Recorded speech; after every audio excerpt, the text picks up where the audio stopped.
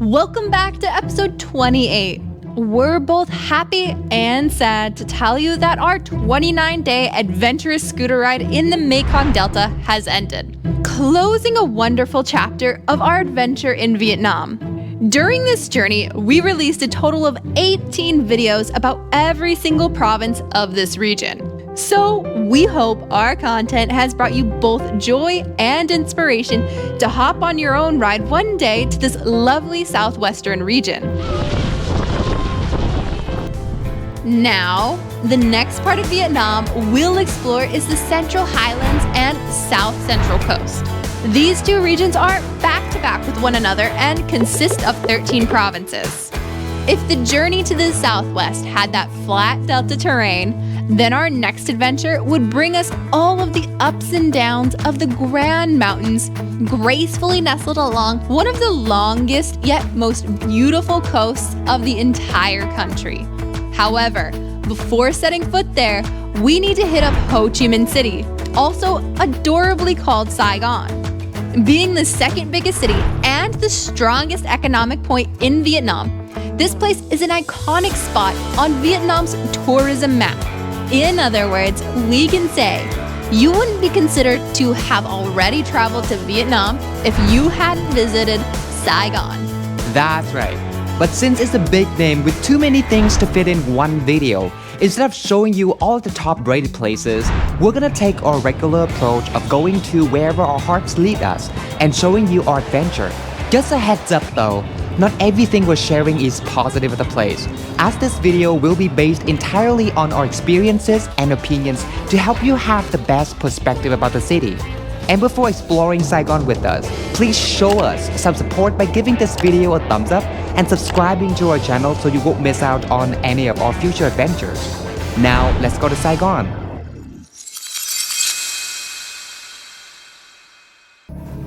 For today's ride, we set off around 3:30 p.m. from Tom Tháp province to approach Saigon.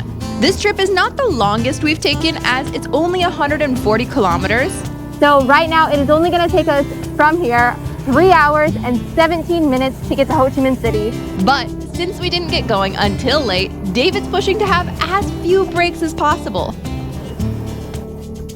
After 1 hour and 45 minutes on the road, we spotted a street side restaurant for dinner. Not only is it a break for the scooter, but it's also a break for us. And it is perfect timing because it's also time for dinner. So for our dinner, we have 2 plates of rice over here. Nice. And this one is a lemongrass frog legs. Oh, that's what it is. Okay. We have some pork ribs over here too. 2 bowls of soup. Yeah, we're both very tired, and not only do we need dinner, but we also need some strong coffee to be awake for the road. Pork rib is so good. Oh, you're right. You know, a lot of people compare frog legs to chicken. Does it taste like chicken to you? Better, because frogs use their legs to hop around a lot more.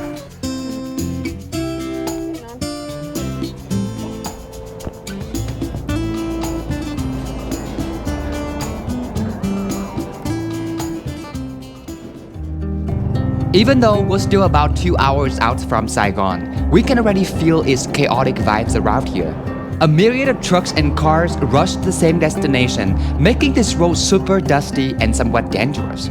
They overtake one another like crazy, so scooter riders have no choice but to remain on these tiny little lanes, originally meant to be the shoulders. Alright, so we are now around 1 hour out, and we only have 41 kilometers left to finish. We're technically in the city already. However, since its outskirts are quite large, we still have quite a bit of a distance until we enter our desired district, Tân Phú. This area is where we lived for a year before. Around 8:30 p.m., we found a hotel and settled in. So after our 3-hour trip to Ho Chi Minh City, I am all clean. On the other hand, David looks worse for the wear. So he was at the front of the scooter and he received all of the blowback from all of the dust flying off from the trucks, right? So I thought this was black, like you had a black eye and you got punched, and this, I was like, when did you get a unibrow, man? Okay, you can go clean up now. The other thing that I really want to show you guys, and I don't think many people actually know this, I actually joined an expats community on Facebook, and they mentioned or talked about how their valuables were stolen out of their hotel rooms and they lost them and the hotel won't do anything about it. But the reason the hotel is not liable is because you need to read this sign here. So here it says the hotel is only responsible for money or valuables deposited at reception. This is probably because it's actually pretty common here for them to hire out the housekeeping work to a third-party company. Also, there is no do not disturb. So if you say, I don't want my hotel room clean, I guess that's not really an option unless you talk to reception personally. So again, just don't leave your valuables in the room. Give it to reception, and that's the best way to make sure you don't lose them or they're stolen. So this thing, we've been using it at every single hotel, and it has worked wonders. No one has come into our hotel room yet, but honestly, it's better safe than sorry. So we have now once again hit the busy streets of Ho Chi Minh City. We are both wearing our masks just because it's so busy here, and the amount of dust and debris that flows in, I don't want to breathe all that in, so I'm just going to keep my mask on while riding around on the scooter. And if you're not used to wearing masks, you should here, even if your trip is short, because air pollution in Ho Chi Minh City is a big concern. This economic powerhouse of Vietnam has an area of approximately 2,100 square kilometers and is just slightly bigger than Los Angeles. However, its population size is twice as dense, with over 8 million people living here, making it the country's most populated city. Hence, traffic congestion is everywhere, especially during rush hours, and this is what largely contributes to the city's both air pollution and vibrancy. Many people are even afraid of crossing the street as the amount of traffic freaks them out. But waiting isn't an option because 8 million people will take their turn to keep the roads busy, so just walk and watch. They will circumvent you. We've been living in Saigon for over a year, and now coming back here, we really have to put in that new perspective as a visitor. So let's just cast the busyness of the road and all the hustle and bustle of the city aside and really immerse ourselves in all of the other beautiful aspects of the city. Well, it certainly will be fun because Ho Chi Minh City is known for its vibrant and amazing nightlife. And even though it's barely 5 o'clock, a lot of the nightly activities are starting to open up. So the karaoke bars, the nighttime restaurants, the drinking restaurants, all of those are starting to open up to the people coming in after work. Having two main seasons, the rainy from May to October and the dry from November to April, Saigon has its own way of purifying the air. Yep, rainfalls here can wash pollutants out of the air and act as a cooler for this giant metropolis. But most of the time it pelts down just like this, giving you little to no time to react. Based upon my 12-year experience living in Saigon, most people hate the heat and appreciate the sudden rain, although sometimes it floods the roads. Just pack a raincoat with you and be patient when going around. Except for this time, it's way too heavy that we have to pull over at this restaurant. The rain is so loud, I can barely hear you speak from here, and we're not even that far away from each other. And for tonight's dinner, we ordered a goat hot pot, a popular dish in a plethora of restaurants and street vendors. Although it's not known by many foreigners, it's a renowned dish amongst Saigonese or Vietnamese in general for its nutritious value and appetizing flavor. Goat meat can be smelly and pungent, so the cooking process and ingredients are what bring out the best flavor of the pot. The meat, after being burned over a fire or a torch until its skin is brown, will then be flavored with various spices and simmered with medicinal herbs for several hours. This meticulous preparation results in tender meat and a broth that's rich in flavor and aroma.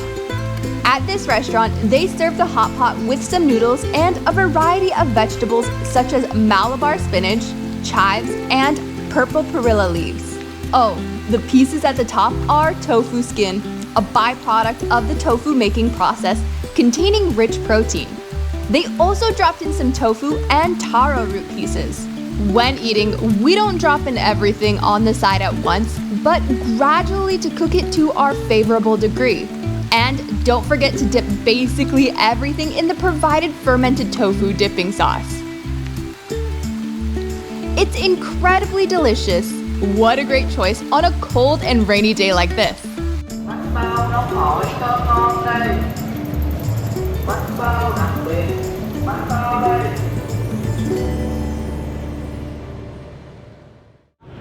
The next morning, we're heading out to District 1 and 3, two of the 5 districts that make up the city's core. There are 21 districts and a city within this giant metropolis. Yeah, you heard it right. Ho Chi Minh City is the one and only municipality that has another city named Thủ Đức in it. Most visitors only pay attention to this area, where the districts named with a number are located. And the core is here, consisting of District 1, 3, 4, 5, and 10. District 1 is called Central Business District and the heart of the city, home to most of the major tourist attractions, including the Saigon Notre Dame Cathedral, which is unfortunately being reconstructed right now, the Saigon Opera House, and the Bến Thành Market. Oh yeah, the famous nightlife Bouvian Street is also here, which we'll go explore for the first time later in this video. District 3 is known for its French colonial architecture, charming cafes, boutique shops, and historical buildings. District 4 is once known for the home of gangs, but now it has transformed into a vibrant area known for its street food and bustling nightlife. District 5 is famous for its Chinatown area, known locally as Chợ Lớn, which is a hub for Chinese, Vietnamese culture and commerce. Last but not least, District 10 is where you can see many universities and cultural sites with the main focus on education. Before, when Saigon was still our home base, we often went to Thủ Đức City and District 7 as they were quite large. Hence, quieter and more peaceful with lots of beautiful residential areas and coffee shops to explore. But this time, we'll head straight to the most crowded places like any other tourists. And the first destination today is the Independence Palace. But first thing first, we just stopped in to this lovely little restaurant to have our lunch. What you guys are seeing is a whole bowl of vermicelli noodles at the bottom, and then they top it all up with some vegetables, some cucumber slices over here, and on top of that they put some of the grilled or maybe barbecued pork slices here. This whole bowl looks really yummy. Instead of the vermicelli, I got rice because I wanted something a little bit more filling. I like that they have the side of boiled vegetables. There's a lot of vegetables, which we don't typically get. And then the ginger chicken. It tastes pretty good. I also think that there's like a hint of the lemongrass in here too. So the flavor is really intense with the lemongrass and the ginger.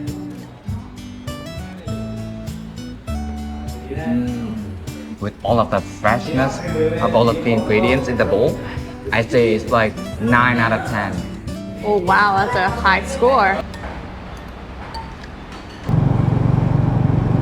Alright, so we are just right in front of the Independence Palace. And for us to learn more about the history or learn more about the Vietnam War, we're gonna make it inside to look around. But first of all, we have to purchase some tickets for both of us. All right, so did we get the tickets? Yeah, we do. There are 2 buildings for us to get into and to look around, and each of them requires a ticket, so the total cost is a little bit higher. Thank you. Now I see why they make the comparisons of this to the White House. A little bit, yeah. Like you've been to the White House before? I've seen pictures of it, that's all. Okay. Don't call me out like that. There are lots of trees here on the campus. Right over there, we have like a big water fountain. Beautiful. a lot of the groups here are, I think, foreigners. And then up ahead, you can see the restaurant and cafe that they have on campus too. You want to go get some coffee before we start our little tour? Because somebody hasn't had her coffee, her fair share of coffee today. She's like, my eyes are droopy. I am sleepy. I want something to perk me up before we go. All right, let's go get some coffee. Yay! All right, so this cafe is called 34. Cafe April 30th. Can we get 2 iced coffees with condensed milk? But one of the coffees with a little less milk. Okay, thank you. Surrounded by trees, this coffee shop is a peaceful place to hang out in the heart of Saigon. We're really in love with the tranquil coffee time, though we only stayed here for about 10 minutes and headed to the palace. So the room we're about to see is called the Cabinet Room. The meetings held in this room include settings of the president and his ministers.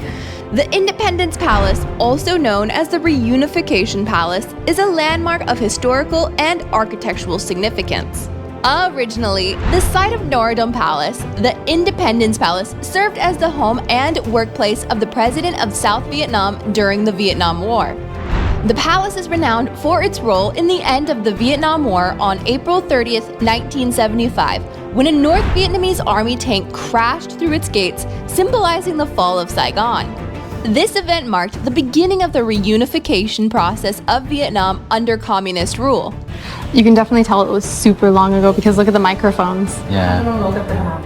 That means they have to like put forth the effort, the significant amount of effort in order to maintain everything for its own original version. Exactly.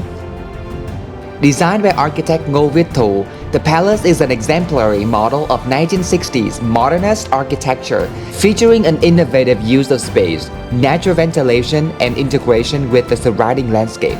What about that photo? That gigantic picture on the wall over there? So that is actually a poem written in Chinese letters on the far left. Really? Yeah. Oh, right over there, right? The palace encompasses 4 floors, a basement, and a set of tunnels, along with a command bunker, showcasing its preparedness for military operations. The rooftop with the helicopter right there. Today, it stands as a museum, attracting visitors from around the world with its well-preserved rooms, state gifts, and historical exhibits. Whoa, is it? It's a home theater. A home theater. The Independence Palace also offers insights into the lifestyle of the political elite in South Vietnam during the war. It's literally so old, even though this one was restored. You can see like the paint chips and then the rust, probably where people are touching it a lot. Thing is in the 60s, a lot of people shifted from the more intricate designs to a sleeker, comfortable look.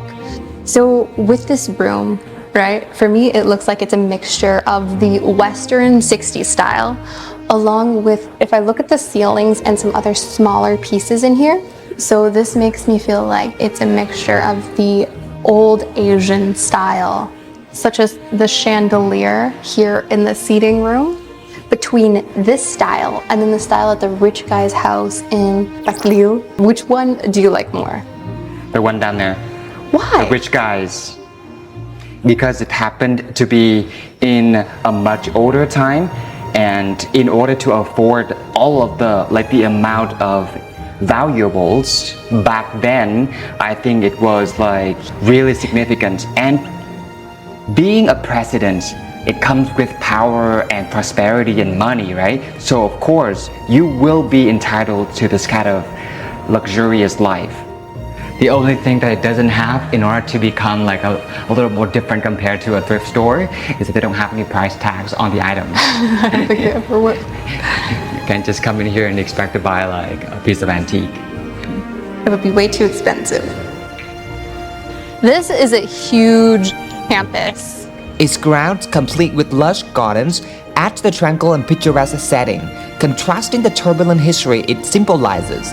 The palace not only serves as a reminder of Vietnam's past struggles, but also as a symbol of peace and reconciliation, making it a must-visit historical site in Vietnam. This feels like a really great park and a perfect place to have a picnic. Right? It's so nicely shaded and it's much cooler out here than it was in the palace. So the exhibition area is only 80 meters that way. And to complete our tour, we entered the exhibition building to learn more about Vietnam's journey through periods of conflict and change. This facility showcases a diverse collection of artifacts, including official documents, personal mementos, and visual media, which together narrate the story of Vietnam's struggle for independence and reunification. Right now it's at 3 in the afternoon and it's no longer sunny and hot. And with all of the shade in here, you can see like how beautiful this whole, campus of the palace is. After the palace, we went to Ian Mall, which is near our hotel in Tan Phu district. And guess how long it took us to get back? Double the amount of time it said on Google. So rather than 23 minutes, it took us over 40 minutes to get back. Here, we picked up some banh mi for dinner and strong iced coffee. Well, we normally don't drink coffee this late, but we needed to stay strong to relocate to a hotel in District 1, which is next to Bui Vien Walking Street, our next spot to hit up. But look at here, somebody is really tired. Hello. Are you ready to go out and be a party animal and enjoy Ho Chi Minh City's nightlife? Are you done with work already? Yeah. It's already 10 o'clock. It's 10 at night. 10 o'clock? Yes. I know. We're old. We should be in bed by 8. Time to go party.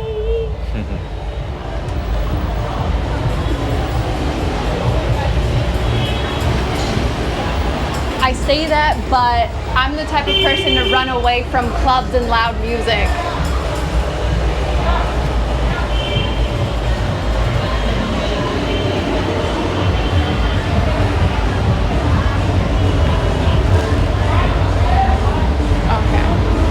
I guess this is the time that we have to go towards the music. My God, it's like boom, boom, boom. I know. If you pay close attention, you can feel your feet vibrate. Exactly. All right. I guess let's go this way. Bui Vien Street is one of the most vibrant and popular destinations for nightlife and entertainment in Saigon. Often referred to as the backpacker district of Ho Chi Minh City, this walking street attracts both locals and tourists alike. The whole street comes alive in the evening and remains vibrant until the early hours of the morning. The atmosphere is characterized by a mix of music genres, blaring from bars and pubs. Street vendors sell a variety of local snacks and drinks, while street performers show their craft live like this. There are many options when coming here. Visitors can enjoy a drink and people watch, or go to bustling bars and nightclubs, featuring live music, DJ sets, and dance floors. We, on the other hand, wanted a mild load of everything, so we chose this bar to enjoy some drinks and watch people. So man, at least it seems like it's calmer back here. But like as we were walking through, I couldn't even hear myself speak. This whole thing is a unique and unforgettable experience, but we probably won't come back here, cause the vibes here are not a cup of tea. Can't get any better now.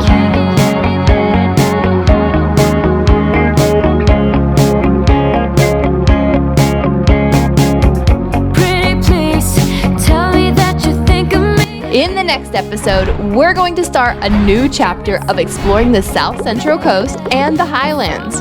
In that one, we'll take a long ride to go to the province of Binh Thuan and have fun along the way, even if it rains. Here, we'll do a lot of thrilling activities for the very first time and tell you everything we know about this coastal province. And if you enjoyed our adventure in Saigon, please give this video a thumbs up and subscribe to our channel to continue traveling around with us. Thanks so much for watching, and we'll see you in the next episode.